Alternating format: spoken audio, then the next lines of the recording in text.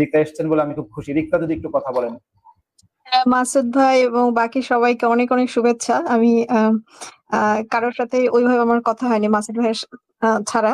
তো আজকে টপিকসটা আপনারা যেহেতু কোরআনের অলৌকিক গ্রন্থ পার্ট 3 করছেন, আমি কোরআন বিষয়ে অত মানে অভিজ্ঞ না, যেহেতু আমি আরবি ভাষাটা জানি না। কিন্তু যেহেতু নবী মোহাম্মদের জীবন নিয়ে আপনারা কথা বলছিলেন, তো আমার কাছে আমি বাসায় আছি আজকে এবং শুয়েছিলাম শুনছিলাম, এবং আপনাদের কিছু কিছু কথার সাথে আমি শ্রদ্ধার সাথে দ্বিমত পোষণ করি। যেমন একটা জায়গায় দ্বিমত পোষণ করি বলতে যে আম, এখানে এক ভদ্রলোক বললেন যে মক্কাতে মক্কার ভিতরে যে 360টা মূর্তি ছিল, এগুলো আসলে 360টা থাকার কথা না, বা এগুলো কি দিয়ে বানিয়েছে। তো এটার ইতিহাস যদি আমরা দেখি, যে মক্কার ওই জায়গাটা উইচ ইজ ওই মক্কার চার কোণা যে ঘরটা, ওইটা তো আসলে পৌত্তলিকদের একটা মানে উপাসনালয় ছিল। সেখানে পৌত্তলিকরা উপাসনা করতো। আমার কথা কি শোনা যাচ্ছে মাসুদ ভাই? হ্যাঁ হ্যাঁ, শোনা যাচ্ছে। আচ্ছা, আমি একটু উঠে নেই, সরি, আমি শুয়ে আছি।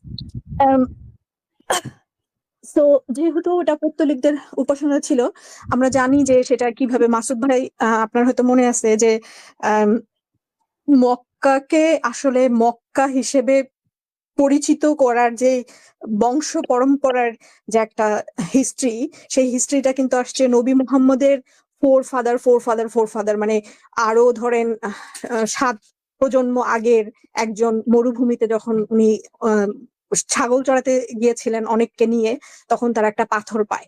মানে মক্কার যে ইতিহাস বুঝি, যে পাথরটা মুসলিমরা এখন গিয়ে চুমো দেয় হজের সময়, এই পাথরটা মূলত হঠাৎ করে তারা দেখতে পায় মরুভূমির মধ্যে একটা বড় আকৃতির পাথর।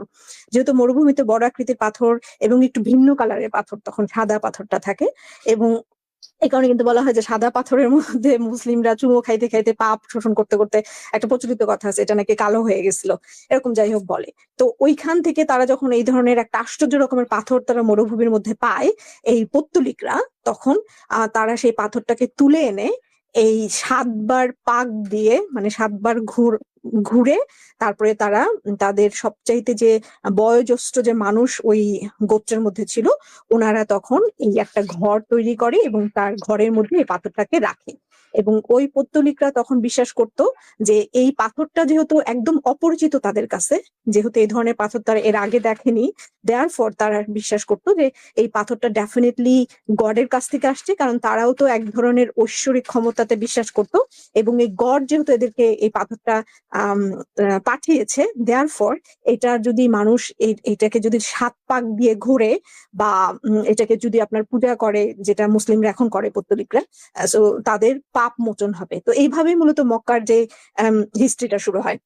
হাউএভার, যেহেতু আপনার মক্কার এই জায়গাটা ছিল টোটালি বারেন একটা জায়গা, যেখানে মানুষ খুব সচরাচর আসতো না, এটা বাণিজ্য পথ ছিল না, কিন্তু সেটাকে বাণিজ্য পথ করার জন্য ওই মক্কার আশেপাশের যে বৃদ্ধরা ছিল বা চালাক মানুষ যারা ছিল, তারা তখন বলে যে আচ্ছা, এটাকে যদি আমরা বাণিজ্য পথ করতে, এটার একটা প্রচলন হওয়া শুরু করে। যেহেতু পাথরটা অনেকটা বাংলাদেশের ওই যে গাছের মধ্যে পানি আসে, অমুকের মধ্যে এটা দেখা যায়, ওর অনেক এলাকা থেকে, বিভিন্ন এলাকা থেকে মানুষজন এসে সেটা দেখতে শুরু করে।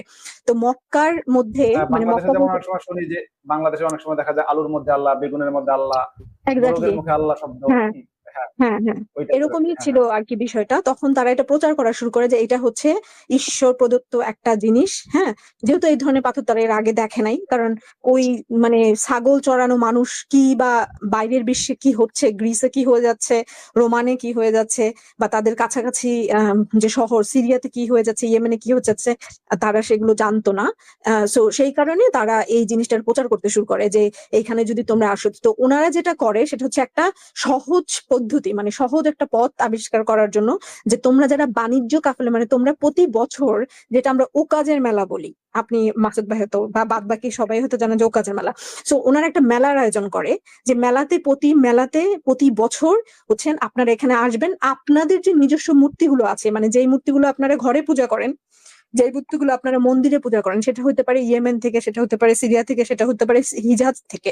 আরেকটা কথা একটু বলে নেই, মক্কা শুধুমাত্র যে মরুভূমি ছিল, শুধু মক্কার ওই জায়গাটা মরুভূমি ছিল, হিজাজ কিন্তু মরুভূমি ছিল না। আমরা জানি যে সেখানে একটা বিশাল বড় জুইশ কমিউনিটি ছিল, যারা খেজুরের গাছ ছিল, যেখানে নবী মোহাম্মদ যখন মদিনাতে চলে গেলেন, সেই বাগানের অংশীদারও কিন্তু সে হলেন। সো মক্কাকে শুধুমাত্র যদি আমরা মরুভূমি হিসেবে বিবেচনা করি, তাহলে আমাদের কাছে অনেক কিছুরই উত্তর মিলবে না। যেমন আপনারা যেমন মেলাতে পারতেছিলেন না যে এইরকম জায়গায় মূর্তি কিভাবে আসবে। মূলত মূর্তিগুলো আসতো হচ্ছে বিভিন্ন এলাকা থেকে, বিভিন্ন মানুষের ব্যক্তিগত মূর্তি যেটা তারা ঘরে রেখে পূজা করত।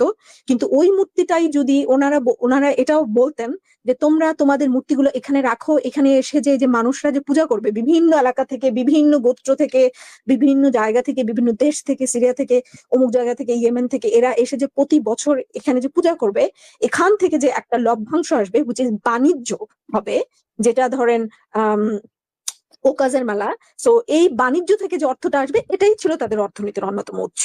প্লাস এরপরে এটা এবং এই যে ট্রেডিশনটা, যে বছরে একবার হজ, এই যে হজের যে ট্রেডিশনটা, এই হজের এই ট্রেডিশনটা আসছে হচ্ছে ওই যে প্রথম যে শুরু হয়েছিল যে মক্কার ভিতরে 360টি মূর্তি বা অনেকগুলো মূর্তি তারা রাখতেন তখনকার পর থেকে। এরপরে যখন মানুষ বুঝতে শুরু করলো যে আচ্ছা এখানে মূর্তি রাখলে লাভ আছে আমার, এবং অ্যাট দ্য সেম টাইমে লোকাল যে মানুষগুলা তারাও বুঝতে চেষ্টা করলো, মানে বুঝে গেল যে এখানে যদি অন্যের মূর্তি, যেমন আমি সরস্বতী পূজা করি, অমুকে দুর্গা পূজা করে, অমুকে এটা পূজা করে, অমুকে মুন গড পূজা করে, অমুকে সূর্য দেবতা পূজা করে, সব দেবতা যদি এই ঘরের ভিতরে থাকে তাহলে ওই সব দেবতার অনুসারীরা অন্তত মাসে একবার হলেও এখানে ভিজিট করবে, এবং মাসে একবার হলেও তারা কিছু না কিছু উপঢৌকন, কিছু না কিছু তারা এখানে দান করবে।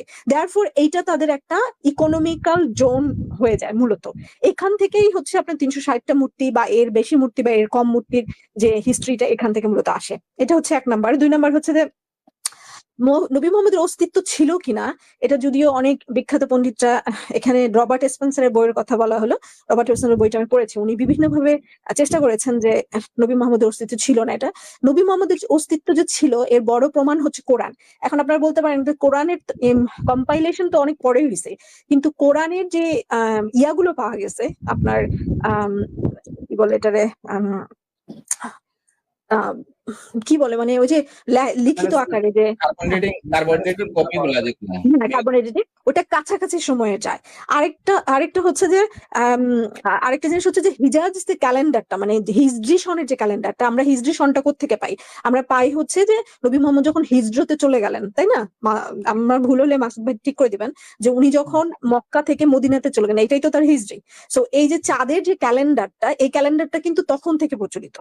সো এই যে আপনার নবী মোহাম্মদ, আরেকটা বিষয় আমি সবসময় মনে করি, আমি ব্যক্তিগতভাবে মনে করি, নবী মোহাম্মদকে মানে এক্সিস্ট করে না, এটার চেয়ে নবী মোহাম্মদ এক্সিস্ট করতো এটা ধরে যদি আমরা কথা বলি, আমাদের জন্য ইসলামের ইতিহাসটাকে মানুষের কাছে পৌঁছে দেওয়া আরো বেশি সহজ হয়ে যায়।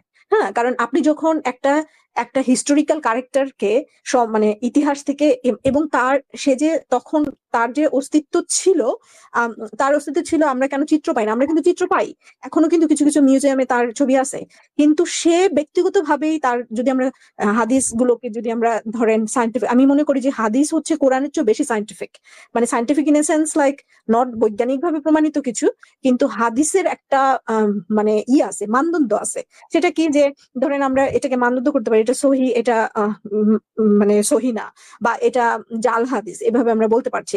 কারণ কি? কারণ আমরা ওই হাদিসের লাইন ধরে, মানুষের লাইন ধরে ধরে ধরে ধরে ওই মানুষ পর্যন্ত যেতে পারি যে মানুষের সাথে নবী মোহাম্মদের সরাসরি কানেকশন আছে বা তার পাশে ছিল, এরকম একটা মানে একটা প্রচলন হাদিস কালেকশনের সময় ছিল। কোরআনের ব্যাপারে কিন্তু সেটা আবার ছিল না। হ্যাঁ, তো এই জন্য আমি মনে করি যে হাদিসটা খুব ইম্পর্টেন্ট। এখানে হচ্ছে আপনার সিরাতুল মাগাজি না কি জানি একটা বই আছে, আমার এই মুহূর্তে মনে করতে পারতেছি না, ওই বইয়েরই লেখক এই আমার আপনি কি ওয়াকিদির কিতাবুল মাগাজির কথা বলছেন? না, সরি মাসুদ ভাই, আমার এটা ভুল হয়েছে, ওয়াকিদের কিতাবুল মাগাজি না, আরেকটা বই আছে না নবী মোহাম্মদের যে এক্সপেডিশনের ব্যাপারে, মানে উনি যে যুদ্ধ যতগুলো করছে এইটার উপর একটা বই আছে যেটা আরবিতে ছিল, যে একজন ওটাই কিতাবুল মাগাজি। মাগাজি মানে হচ্ছে যুদ্ধ, কিতাবুল মাগাজি হচ্ছে শুধু মোহাম্মদের যুদ্ধের ইতিহাস নিয়ে লেখা, এবং সেটা লিখেছেন ওয়াকিদি। আচ্ছা, না ওয়াকিদে না, এখানে একজন একজন এই বইটা ইয়াতে ছিল, আপনার আরবিতে ছিল। এই ভদ্রলোক অক্সফোর্ড ইউনিভার্সিটির হচ্ছে পাশ করে ইংলিশ আর কি, উনি আরবি পড়াশোনা করা মানুষ এবং উনি ওটাকে অনুবাদ করছে, হ্যাঁ ইংলিশে অনুবাদ করছে, এবং তারই একটা বই আছে। সেই বইটা আমার কাছে আছে, কিন্তু এই মুহূর্তে আমার কিন্ডলটা আমার পাশে নাই, এই কারণে আমি বলতে পারছি না।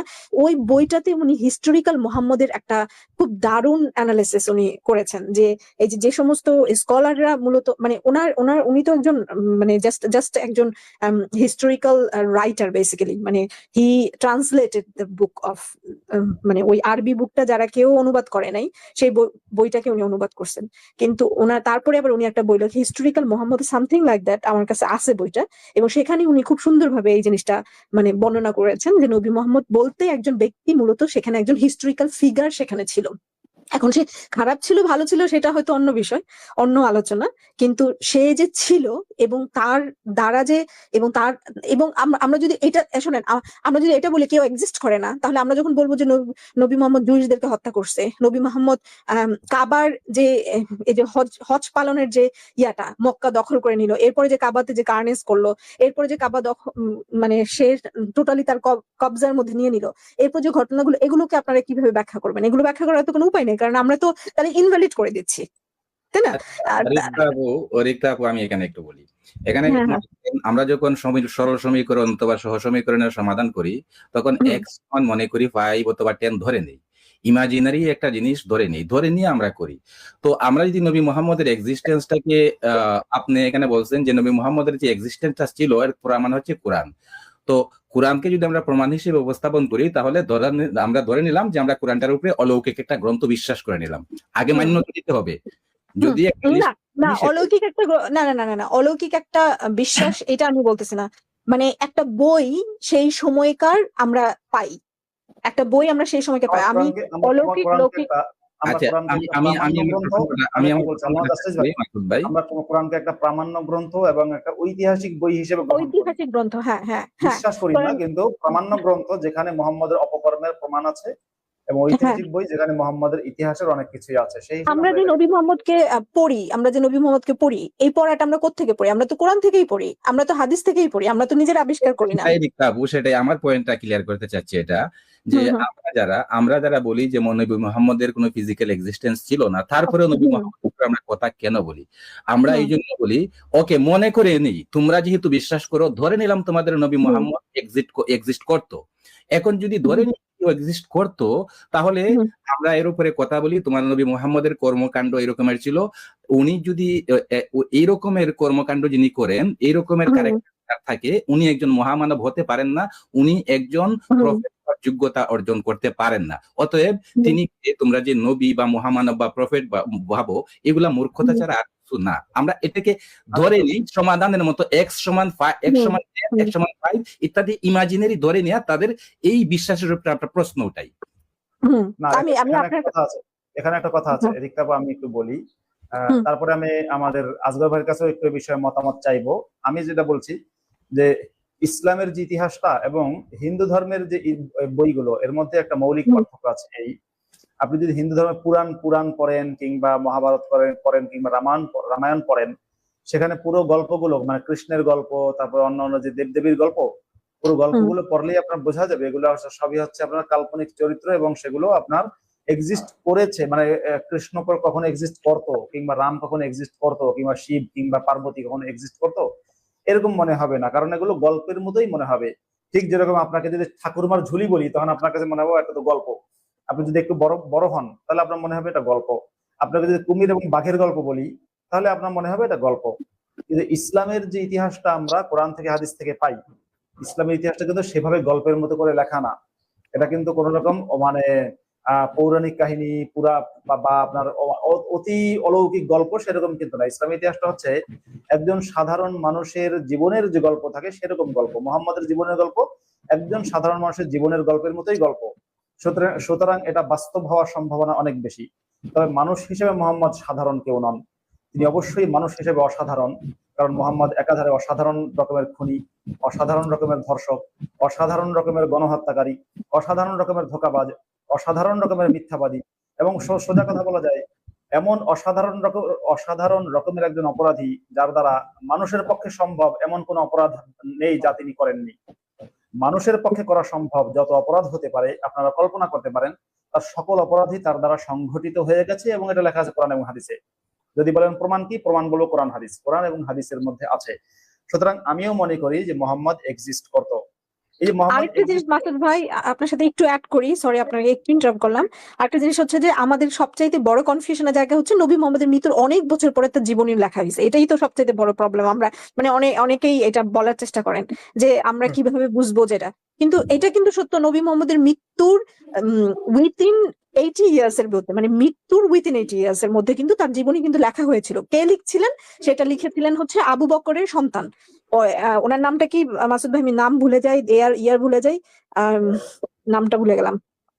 আবু বকরের ছেলে, আবু বকরের ছেলে, খলিফা আবু বকরের ছেলে, উনি কিন্তু নবী হ্যাঁ উনি কিন্তু নবী মোহাম্মদ লেখেনি, এতটুকু আমি যতটুকু জানি মোহাম্মদ ইবনে আবু বকর সম্ভবত লেখেনি না। আর নামটা আমি, যাই হোক, ওনার একটা সন্তান এই লিখেছিল। আমি আপনারা চাইলে পরবর্তীতে আমি এই ইনফরমেশনটা, একটা সন্তানের নাম হচ্ছে আব্দুর রহমান, একজনের নাম হচ্ছে আব্দুল্লাহ, আই থিঙ্ক আব্দুল্লাহ, যদি আমার ভুল না হয়ে থাকে, আই থিঙ্ক আব্দুল্লাহ। কিন্তু ওনার আবু বকরের নিজের সন্তানই হচ্ছে আপনার নবী মোহাম্মদের জীবনী গ্রন্থ কিন্তু ওনারা লিখেছিলেন। কিন্তু সেটা তাহলে আমরা পাই না কেন? এই প্রশ্নটা তো আসবে, তাই না? যে তাহলে সেই গ্রন্থটাই তো সবচেয়ে অথেন্টিক হওয়ার কথা, কারণ সেটা তার বাবার, মানে ছেলে বাবার কাছ থেকে শুনে লিখছে, বা সেই ছেলের মানে নবী মোহাম্মদের ইয়ার সময় কতটুক ছিল এই জিনিসটা আমার এই মুহূর্তে মনে নাই। যাই হোক, সে লিখছে, কিন্তু সেই গ্রন্থটা আমরা পাই না কেন? ওই যে ইসলামের ইতিহাসটা যুগে যুগে বিকৃত হয়ে গেছে, সেটার কারণ হচ্ছে যে যখন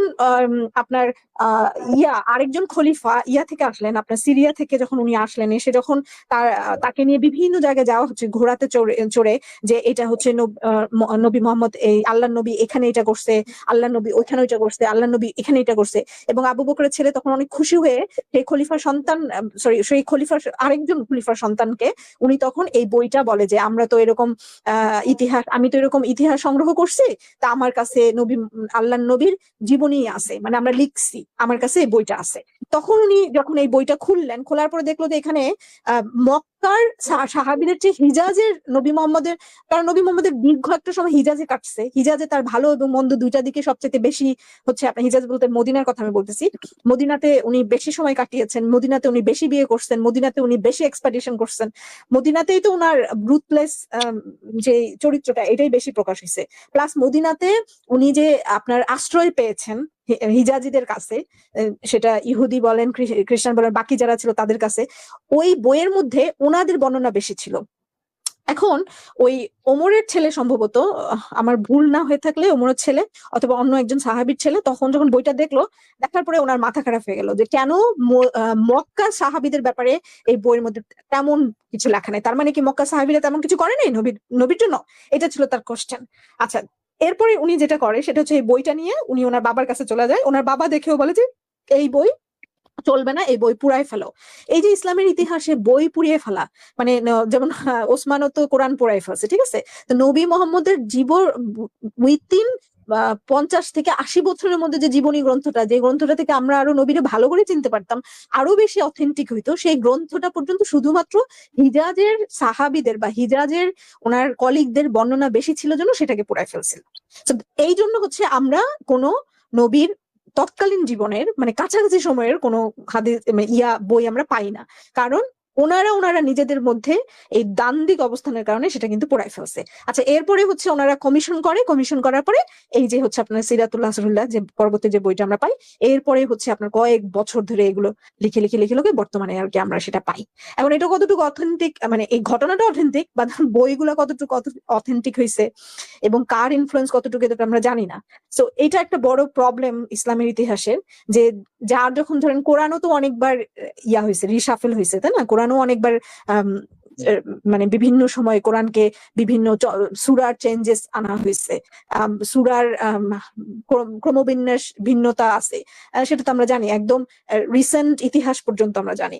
সো এটা একটা বড় প্রবলেম যে আমরা কেন পাই না? এর এর এর অন্যতম কারণ হচ্ছে, যেমন ইসলাম নবী মোহাম্মদ মারা যাওয়ার পরে যেমন ক্ষমতার দ্বন্দ্ব যেরকম ছিল, তেমনি নবীর কাছে কে কত বেশি প্রিয় ছিল এটা প্রকাশ করার জন্য হচ্ছে যে নবীর কেউ আপনার মানে ন্যাকেড আইতে দেখতে দিত না। হ্যাঁ, যে আমার কথা কেন বেশি নাই, আমাদের কথা কেন বেশি নাই, কেন হিজাজের বা মক্কা মদিনাওয়ালাদের কথা কেন এত বেশি, সুতরাং এই বই চলবে না, এটাকে পুড়িয়ে ফেলো। তো এই যে আমরা মানে শেষ পর্যন্ত দেখা গেল যে একটা মাত্র কাছাকাছি সময়ের একটা মাত্র কিছু একটা ছিল, যে জিনিসটাও তারা নিজেদের মধ্যে দ্বন্দ্ব করে করে সেটারও পুড়িয়ে ফেলছে। হ্যাঁ, এটা হচ্ছে আপনার মানে আর্লি নবী জীবনী, আর্লি গ্রন্থের আর কি ইতিহাস। হ্যাঁ, সরি। আচ্ছা, এখন আমার এখানে মুফতি মাসুদ ভাই, আমার এখানে একটু কথা আছে। কথা হচ্ছে, আমরা ইসলামের ইতিহাস সম্পর্কে যা কিছু পাই সবকিছুই কিন্তু ইসলামের ফলোয়ারদের মাঝে পাই। অন্যরা ইসলামের বাহিরে যারা থিঙ্ক করে, ইহুদি, খ্রিস্টান বা মজুস ইত্যাদি হিস্টোরিয়ানদের কোনো লেখা পাই না সমসাময়িক সময়ের। যেমন মনে করেন আলেকজান্ডারের ইতিহাস আমরা পাই, সাইরাস দ্য গ্রেটের ইতিহাস আমরা পাই। হ্যাঁ, তো তৎকালীন সময়ে নবী মোহাম্মদ যে তাবুক অভিযান করেছিল, নবী মোহাম্মদ নামে মক্কায় যে একজন গ্রেট একজন ব্যক্তি এসেছিল, যোদ্ধা একজন নবী এসেছিল, এগুলা গ্রিকদের ইতিহাসে আমরা পাই না কেন? গ্রিকরা তো অবশ্যই লেখার কথা ছিল যে আমাদের শত্রু একটা এই রকমের একজন ব্যক্তি ছিল, হ্যাঁ, খুব দুর্ধর্ষ একজন শত্রু ছিল, হ্যাঁ, সে তাবুক অভিযান করেছিল। তো এইগুলা গ্রিকদের লেখায়, সমসাময়িক গ্রিকদের লেখায় অথবা ইজিপশিয়ানদের লেখায় অথবা শিলালিপিতে আমরা পাই না কেন?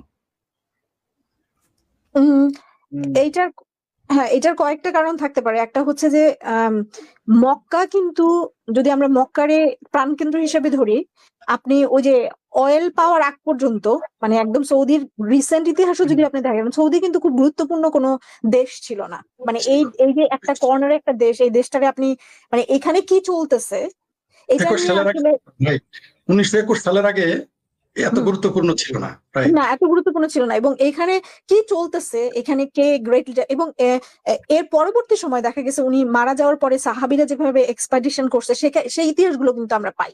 সেখানে কিন্তু যেমন কার যেন একটা লেখা পড়লাম কিছুদিন আগে, যেখানে ওই হিস্টোরিয়ান বলছে যে মোহাম্মদেন ওনারা তো মোহাম্মদেন ধর্ম বলে, মোহাম্মদেন রিলিজিয়ান ইজ ব্রুটাল এন্ড এটা করতেছে, তারা মানুষকে মেরে ফেলতেছে, তারা মানুষকে কনভার্ট করতেছে।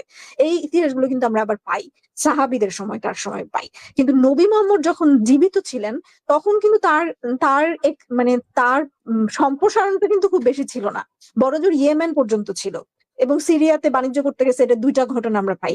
এছাড়া কিন্তু আমরা তেমন কিছু পাই না। কিন্তু বরং তাবুক অভিযানটা কিন্তু অনেক বড় বড় আকারের একটা অভিযান ছিল। আমি একটু আসগর ভাইয়ের কাছে যেতে চাই। আসগর ভাই, যে মোহাম্মদ এক্সিস্ট করতো কিনা সেটা নিয়ে বিতর্ক আছে।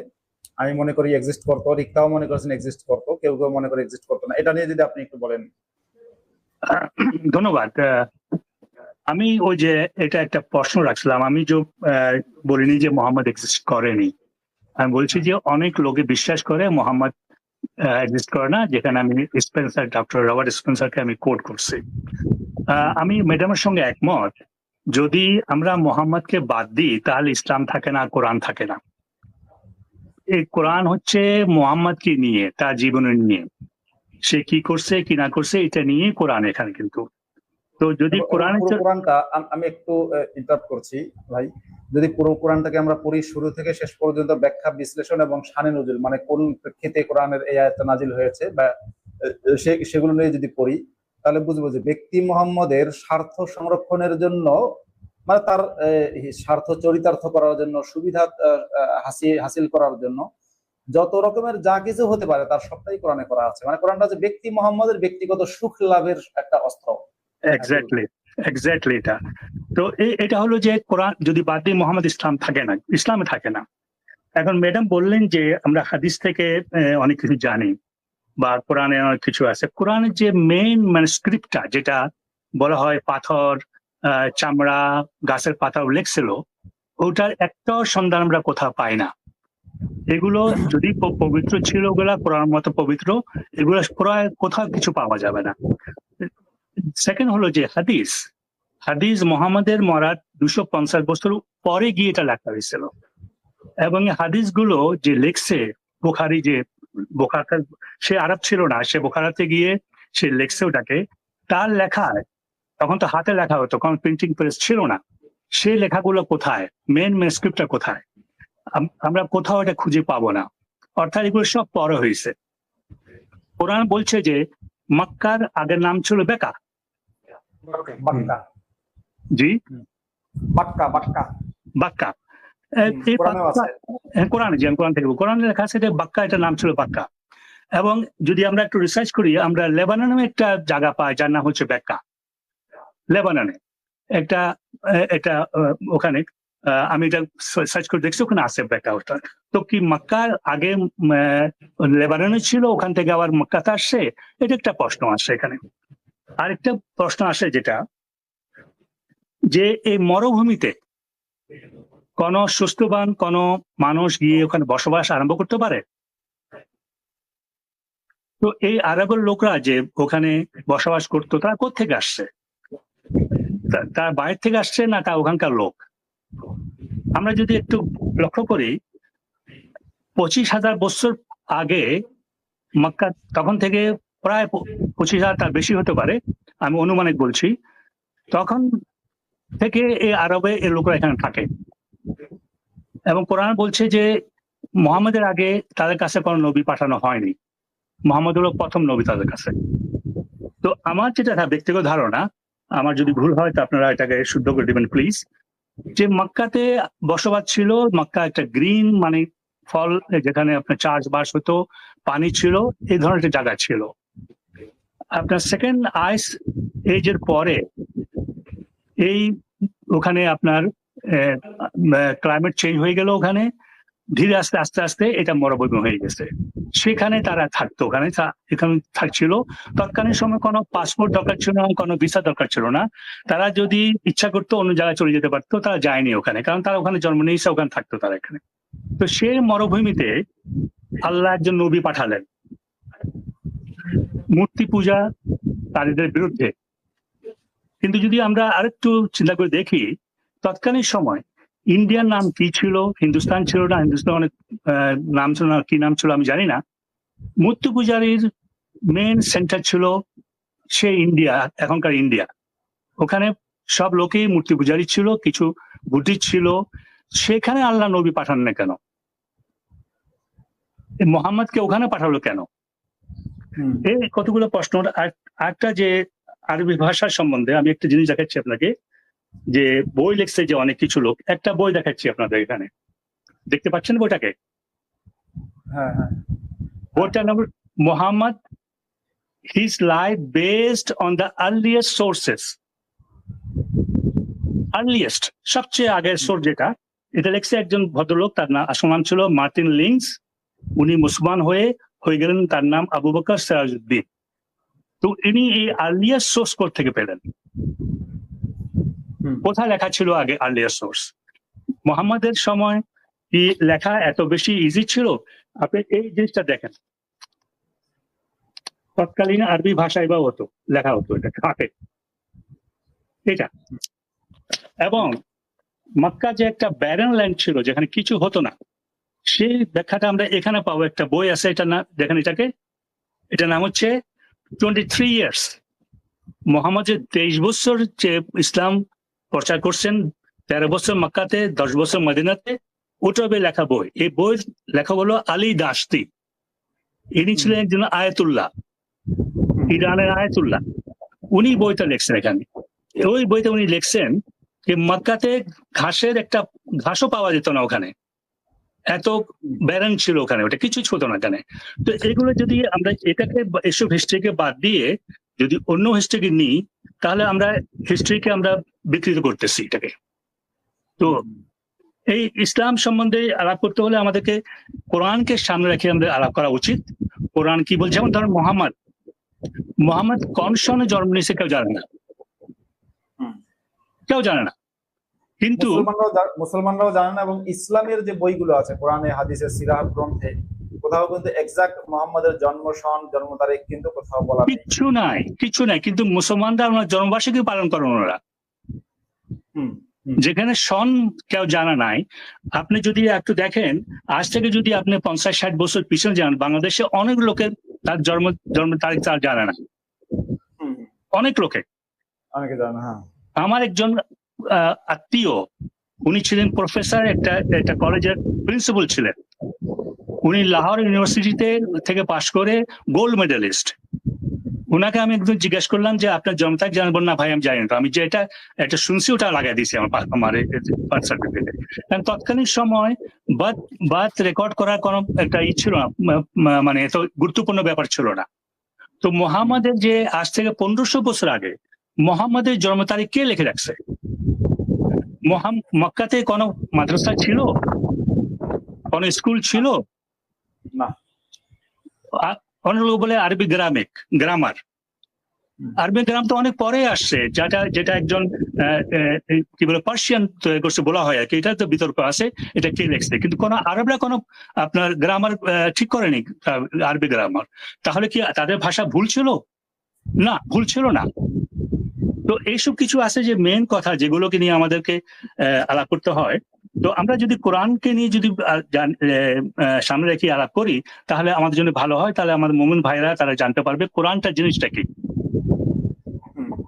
কোরআনের প্রথম যে বদরের যুদ্ধ, এই যুদ্ধতে যদি মোহাম্মদ ডিফিট হতো তো ইসলাম ওখানে শেষ হয়ে যেত। ওখানে শেষ হয়ে যেত, হ্যাঁ।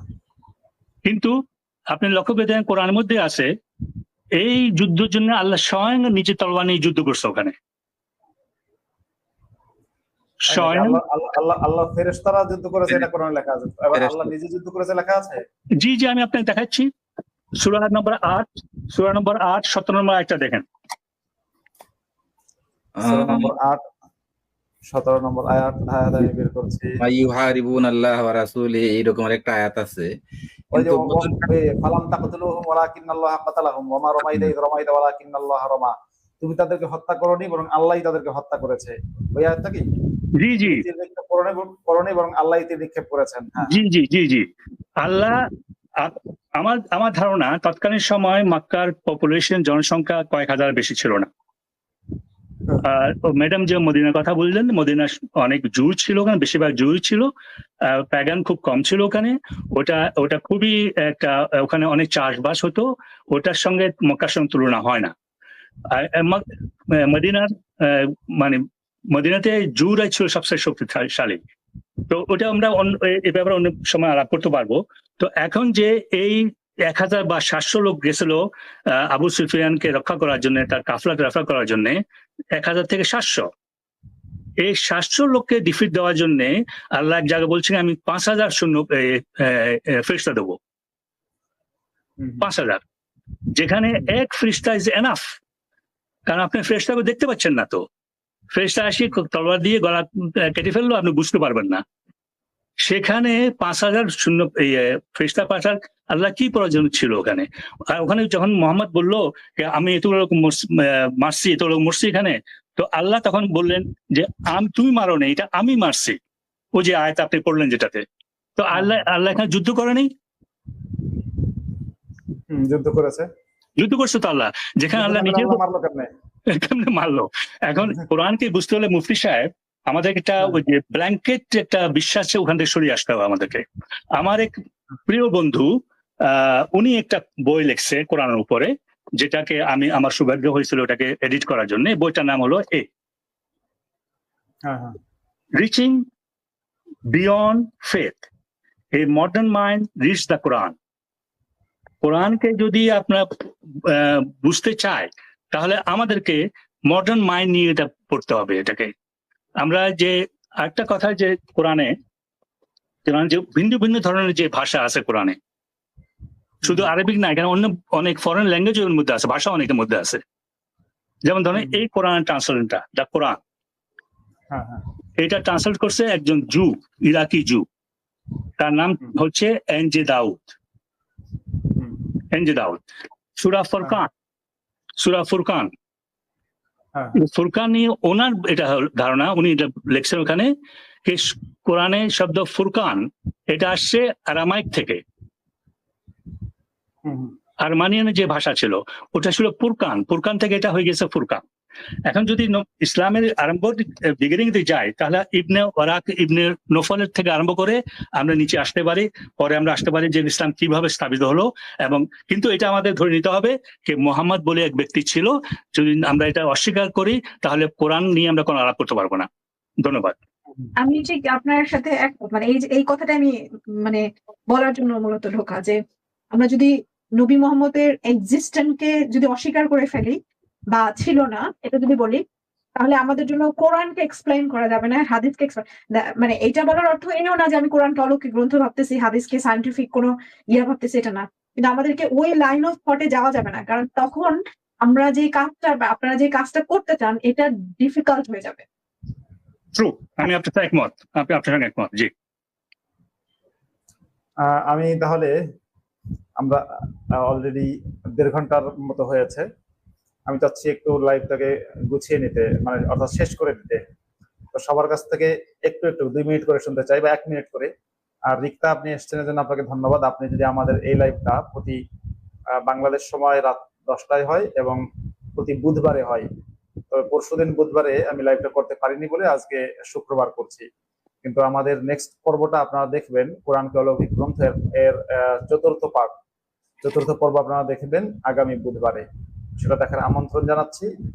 রিক্তা যদি একটু এবার কিছু বলেন, তারপর আমি আল্লামা জাস্টিসের কাছে যাবো, ফরিদ ভাইয়ের কাছেও যাবো এবং আমি বলার আগে আমি আপনার কাছ থেকে, যেহেতু লাইভটা থেকে যাবে, আমি আপনার কাছ থেকে সেই উকুনের সূরার যে ইতিহাসটা আমি একটু দর্শকদের জন্য যদি বলেন যে কোরআনে যে আপনার কারো মাথার উকুন হলে সেই উকুনের কারণেও যে সূরা নাজিল হতে পারে, হ্যাঁ, সেই প্রেক্ষাপটটা যদি আপনি একটু বলেন, এটাই মনে হয় সবচেয়ে বেশি উপকার হবে আমাদের জন্য।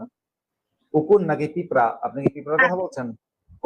উকুন আর নবী মোহাম্মদ যখন মক্কাতে যাওয়ার জন্য তার দলবল নিয়ে আসলেন এবং উনি মক্কায় ঢোকার আগে যে ওনাকে ঢুকতে দেওয়া হলো না, ওখানে উনি তাঁবু গেড়ে বসলেন এবং সেখানে তার কুক যিনি রান্না করতেন, ওনার মাথায় প্রচন্ড উকুন ছিল।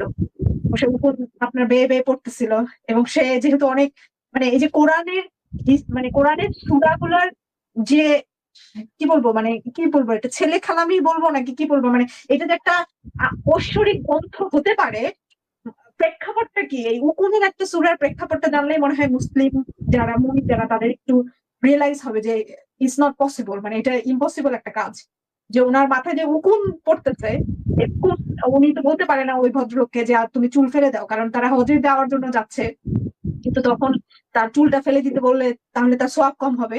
নবী মোহাম্মদ তখন তাকে বললেন যে তুমি চুল ফেলে দাও, তখন বললো যে আমরা তো হজে মক্কাতে আমাদেরকে ঢুকতে দেয়, তাহলে তো আমি আমার তো হজের সোয়াব কম হবে। তখন উনি একটা আল্লাহর কাছ থেকে সূরা নাজিল, মানে আয়াত নাজিল হলো, আমার এই মুহূর্তে মনে নাই, আপনার যদি মনে থাকে এটা, যে অনেকে ওই যে ইয়ে জরিমানা দেয়া, একজন কাফারা দেয়া, এরকম কিছু না এরকম কিছু এটা না। তাহলে না, এটা তাহলে আমারও মনে নেই, আমি এই মুহূর্তে স্মরণ করতে পারছি না। এই ধরনের সূরা আমি পড়িনি, এই ধরনের কোনো আয়াত আমি পড়িনি, কোরআনে পাইনি।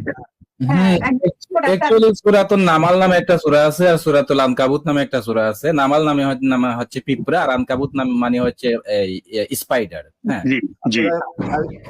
রিক্তা, আপনার কাছ থেকে পরে আমি বিষয়টা নিয়ে জানতে চাইবো বা আপনিও আমি এটা নিয়ে লিখেও ছিলাম, হ্যাঁ, এটা প্রেক্ষাপটটা আমি লিখেও ছিলাম, আমি হয়তো খুঁজলে পাবো। যাই হোক, আমার আরেকদিন আপনাদেরকে মানে এটা আমি মনে করাই দিব।